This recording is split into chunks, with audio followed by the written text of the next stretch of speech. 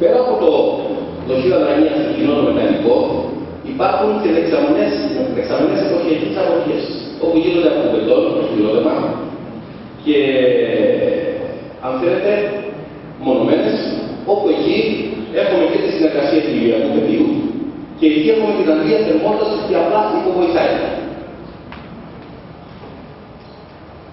Η αποθήκευση ενέργειας μας επιτρέπει να παίξουμε, να διαφοροποιήσουμε την παραγωγή από τη ζήτηση της θερμικής ενέργειας. Κάτι το οποίο δεν μπορούμε να το κάνουμε, δεν το κάνουμε στις εγκαταστάσεις μέχρι τώρα. Για παράδειγμα, όταν έχουμε ενέργεια παραγωγή θερμικής ή ψυχικής ενέργειας μεγάλης κλίμακας, δεν παίζει ρόλο η αντλία θερμότητας μόνο το ΣΕΟ5, το Σιλβαίο ή το ΙΕ, το ΣΥΖΟΚΑ, αλλά παίζει ρόλο το πότε θα παράξουμε αυτή την ενέργεια. Για παράδειγμα, είμαστε στη Βόρεια Ελλάδα, όπου οι θερμοκρασίες είναι χαμηλότερες και έχουμε μία ανάγκη θερμικής ενέργειας ποινικά, μας βολεύει πολύ περισσότερο αυτή τη θερμική ενέργεια να την παράξουμε στις 12 και στις 2 ώρα το μεσημέρι, παρά στις 11 και στις 10 και στις 11 το βράδυ θα δικαιωθούμε.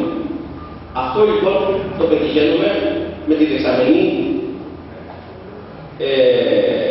αποθήκευση της φορτίου αιχμής, το οποίο μπορεί να είναι ένα buffer, εξαρτάται από το μέγεθος της κατάστασης, μπορεί να είναι πολλά buffer συνδεδεμένα στη σειρά δοχεία αδρανίας ή μπορεί να είναι μία δεξαμενή από μπετόν.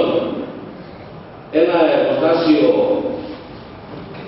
θα το ξέρετε, φωτοβολταϊκό στη Βόρεια Ελλάδα, δεν είναι άλλο στο λίγο να το πούμε, κλιματίζεται με αυτόν τον τρόπο. Με μία δεξαμενή που έχουμε φτιάξει 600 υπηκικά, και έτσι έχουμε υποδιαστασιολογήσει σημαντικά τις αντλίες της θερμότητας και έχουμε επιτύχει μεγάλης κλίμακας εξοικονόμησης ενέργειας. Σε αυτό το παράδειγμα είναι το παράδειγμα μιας μονοκατοικίας, όπου βλέπετε ότι η εγκατάσταση της αερόξης και της αντλίας θερμότητας είναι υποδιαστασιολογημένη. Έχουμε φορτίο 23 kW εμείς και εξυπηρετείται με μια αντλία θερμότητας μόλις 15 kW. Με ένα μεγάλο δοχείο αδρανίας και με μια ηλιακή υποβοήθηση, η οποία η ηλιακή υποβοήθηση για αυτού πρώτα ικανοποιήσει τις ανάγκες της ζεστό νερό χρήσης, μετά έρχεται και προδίδει στο buffer θερμική ενέργεια του νου. Ένα άλλο παράδειγμα.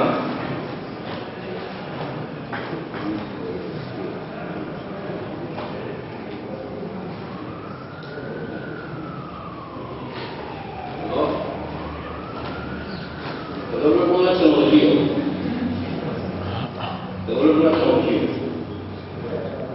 Εδώ θα δούμε μια κατάσταση που έχουμε μια γεωθερμική αντλία θερμότητας. Με μια γεωθερμική αντλία θερμότητας μπορούμε να παράξουμε θέρμανση, ψήξη, παραγωγή δευτεροβουλής, ταυτόχρονα θέρμανση και ψήξη, με ένα οριζόντιο γεμελάτη και παράλληλα δυνητικά και ένα πύργο ψήξης κλειστού κυκλώματος. Όπως βλέπετε,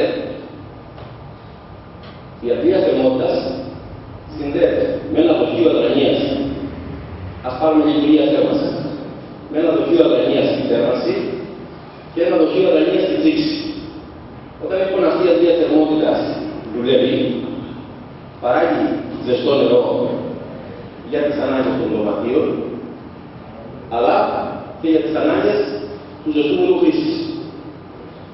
Παράλληλα, από την άλλη μεριά, παράγεται ψήξη, η οποία οδηγείται στον οριζόντιο γεμελάτη για να αντληθεί η απαιτούμενη θερμότητα από το έδαφος. Να σημειώσουμε ότι αυτός ο γεμελάτης είναι εξ ολοκλήρου μέσα στον υδροχώρο ορίζοντα.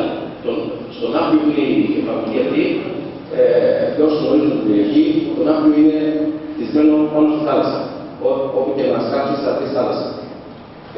Όλος ο γεμελάτης λοιπόν είναι πολιτισμένος στα θεμέλια του κτηρίου, τα οποία είναι θαλασσινό νερό.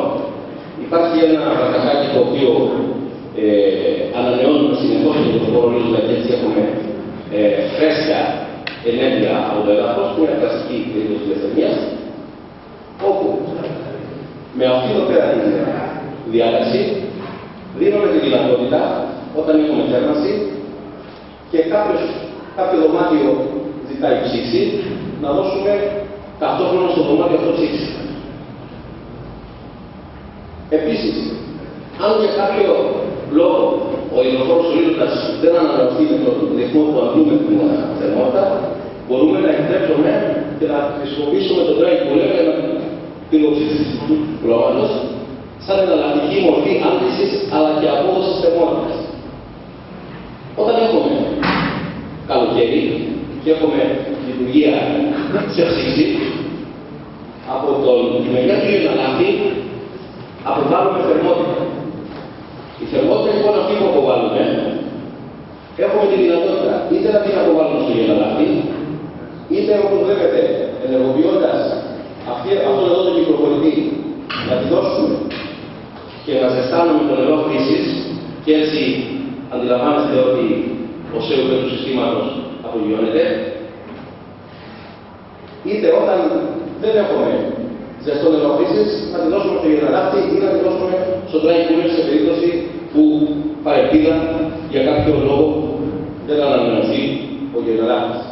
Και βεβαίως μπορούμε να δουλέψουμε θέρμανση και ψήξη ταυτόχρονα σε κάποιο δωμάτιο, αν είναι μεταλλακτική εποχή, και κάποιο δωμάτιο που όντας το σύστημα σε λειτουργία ψήξης, κάποιος θα ζητήσει θέρμανση. Ένα άλλο που μπορούμε να κάνουμε, όπως βλέπετε, η πράσινη γραμμή αυτή είναι φυγούλη. Είναι ελεύθερη ψήξη. Τι είναι αυτό? Κάποιες ημέρες που δεν έχουμε πολύ χιλή θερμοκρασία, αυτό βέβαια ενέχει κάποια προβλήματα, μπορούμε απευθείας από τον υδροφόρο ορίζοντα, μέσω του κλειστήριου εναλλάχτη, να δώσουμε ψήξη στα δωμάτια χωρίς να μεσολαβήσει η αντλία θερμότητας. Αυτό λέγεται ελεύθερη ψήξη. Αντιλαμβάνεστε ότι έχουμε τόση θερμοκρασία μέσα στα δωμάτια, έχουμε δροσιά θα το έλεγα, δεν θα το πω ψήξη, θα σας πω γιατί. Αλλά με μηδέν κόστος. Μόνο το κόστος των κυκλοφορητών. Δεν έχουμε ψήξη γιατί αυτό το σύστημα του δροσισμού δεν έχει τη δυνατότητα της απήγρασης. Γι' αυτό πρέπει να είμαστε πάρα πολύ προσεκτικοί όταν το εφαρμόσουμε, διότι αυτό το σύστημα, η επιτυχία του ή όχι, εξαρτάται από τη σχετική υγρασία της ημέρας. Μπορούμε να δώσουμε ελεύθερη ψήξη επίσης, όχι από το γενναλάχτη, αλλά από το dry cooler, από το πύλο ψήξης κλειστού κυκλώματος. Αυτό λοιπόν είναι ένα παράδειγμα μιας εφαρμογής όπου και το